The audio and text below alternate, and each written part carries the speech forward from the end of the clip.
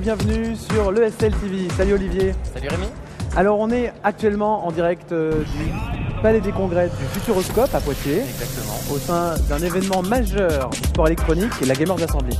La Gamers Assembly, c'est le plus gros rassemblement des gamers. Les meilleurs de France se sont regroupés aujourd'hui pour nous offrir un spectacle inoubliable. Et puis c'est une LAN reconnue, tout le monde est là, les plus grands et surtout les ESL Pro Series.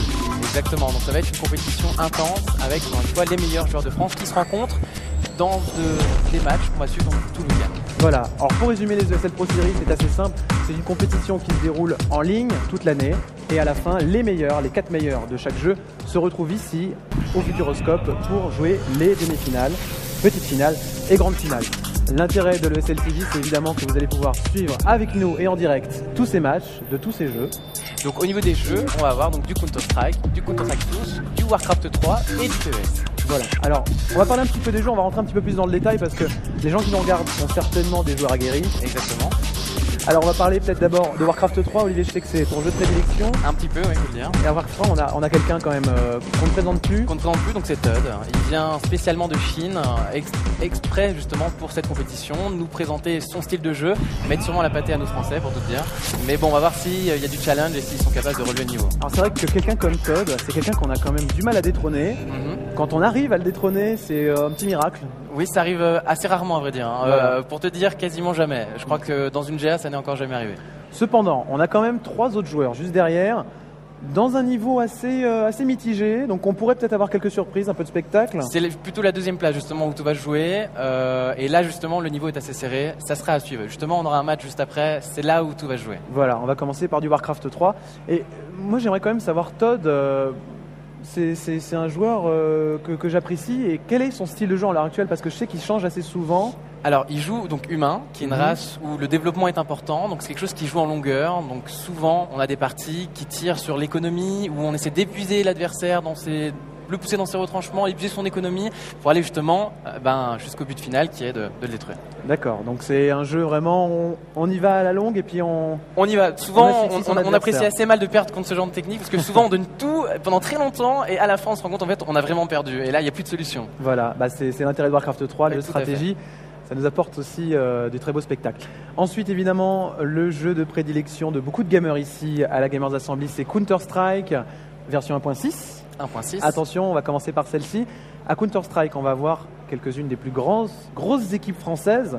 Les Emulate. Entre autres, les Emulate. Ils ont gagné donc les WCG, donc ils ont un titre mondialement reconnu. À défendre, et puis de toute façon, pour l'instant, ils survolent assez le niveau Counter-Strike français. Donc, c'est assez intéressant de voir ce qu'ils vont faire ici, parce que derrière, d'autres équipes. Et il y a surtout les D4. Voilà. Et souvent, c'est le challenge entre les D4 et l'Emulate. Et on a vu un petit accrochage dernièrement à la réseau où la balance a changé. Les D4 ont remporté, mais vraiment sur le fil, le match, la finale. Voilà, juste derrière, en troisième position, on va dire, ce sera les AAA. Exactement. Qui sont là aussi, évidemment, pour essayer de gagner la première place. Exactement. Ils vont essayer avec une équipe un peu reconstituée qui devra faire sa place. Recomposée, on va dire. Recomposée. Ça change assez souvent. Là, encore une fois, une composition un petit peu plus neuve.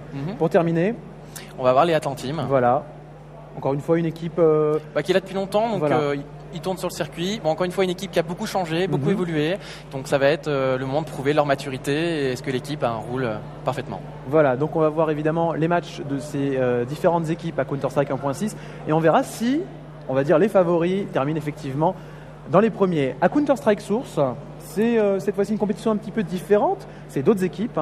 Pour les novices, on rappelle, les gens qui jouent à Counter-Strike 1.6 jouent très rarement à Source. Très rarement, oui, parce que c'est un jeu un peu, on va dire, nouvelle génération. Donc les jeunes ont démarré avec Counter-Strike Source, là où nous, on a démarré avec Counter-Strike.